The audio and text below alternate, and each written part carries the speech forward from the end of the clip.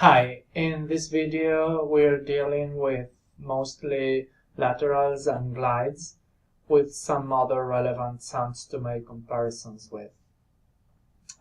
So lateral sounds are produced with full contact between the tongue and the midline of the mouth, but then the laterals of the tongue are not in contact with the walls of the mouth, so there is just an approximation or a narrowing, depending on whether we're talking about the lateral approximants or lateral fricatives.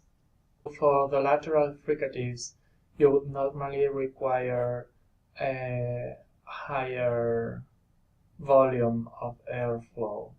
So try to place your tongue as though you were going to pronounce an L and just blow harder, right? So I will do like this and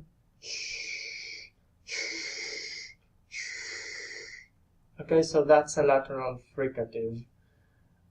Try to feel this funny sensation. It's kind of cool here in the laterals of the mouth as the saliva accumulates in that part.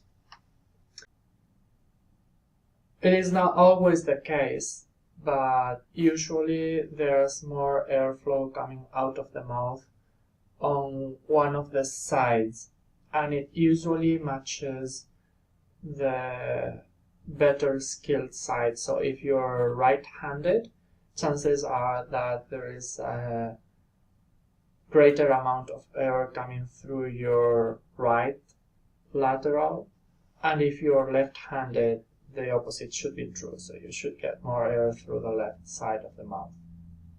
So yeah, you get the voiceless lateral fricative, and the L yaw ligature represents the voiced equivalent, so that would be fla, adla, adla, ad.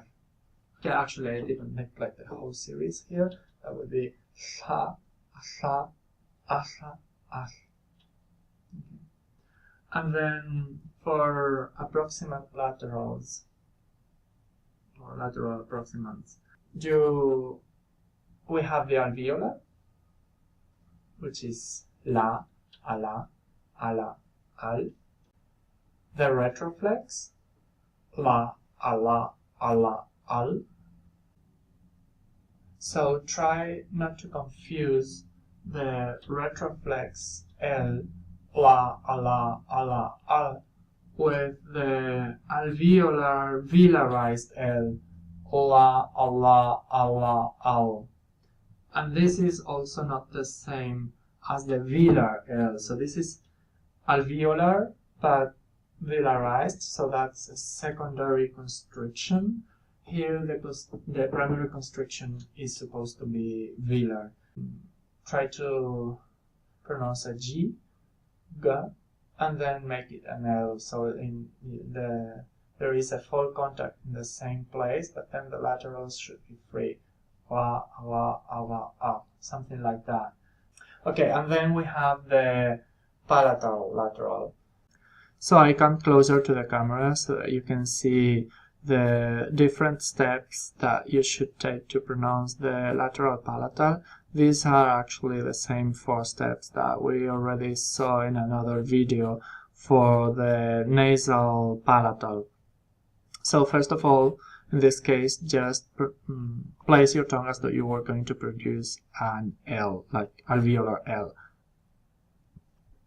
And also, look at me and see the apertures in the laterals of the mouth. That's what makes it a lateral. Okay.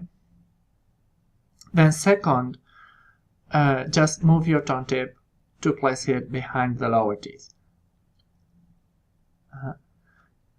Third, use your hands to raise your jaw so that you can make a full contact between the dorsum of the tongue and the palate.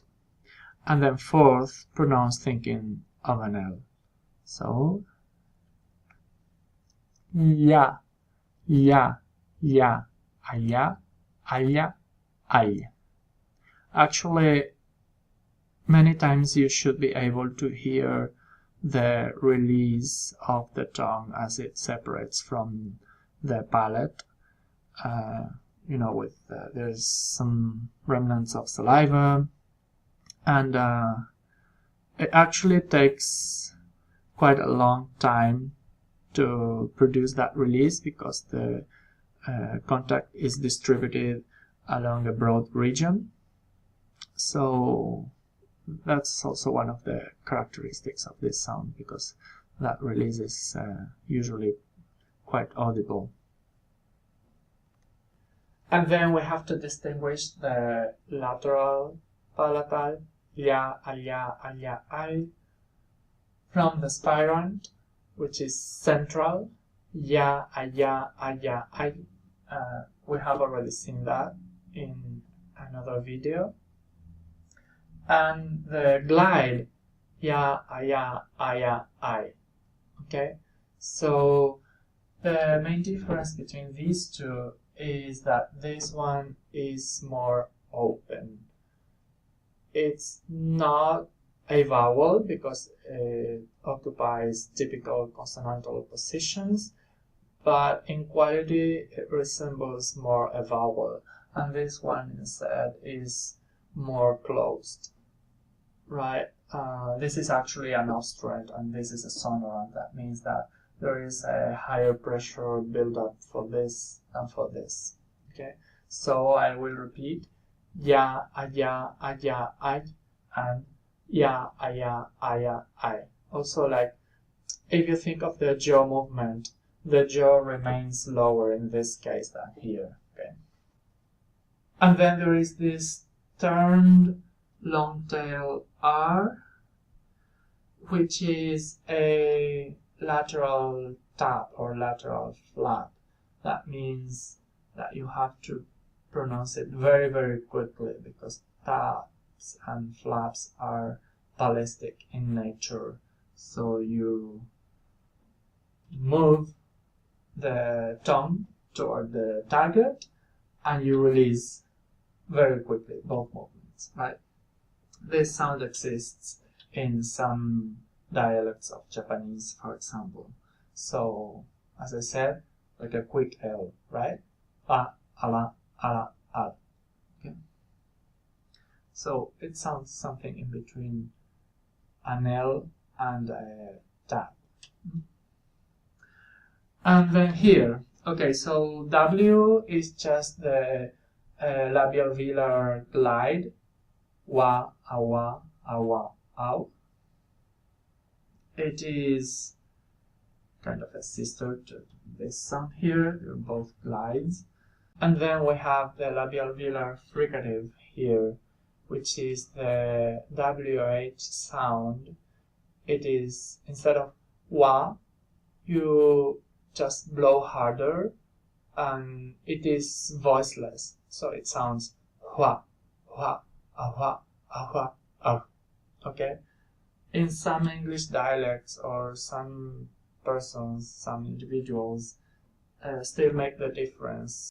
So here, which, you get the glide, and here, which, you get the fricative. But as I said, the difference is actually no longer maintained in most dialects.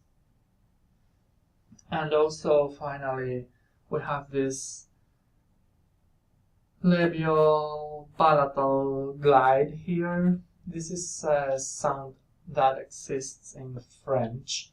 It is the glide equivalent, or the consonantal equivalent to vowel U, which is like place your tongue as though you were going to pronounce I, like E sound, but then your lips are rounded like for a U. Okay, so that sounds U. Okay, but that's a vowel. When you make this a consonant, then that is ya, a ya, a ya, a. Okay, and that's all.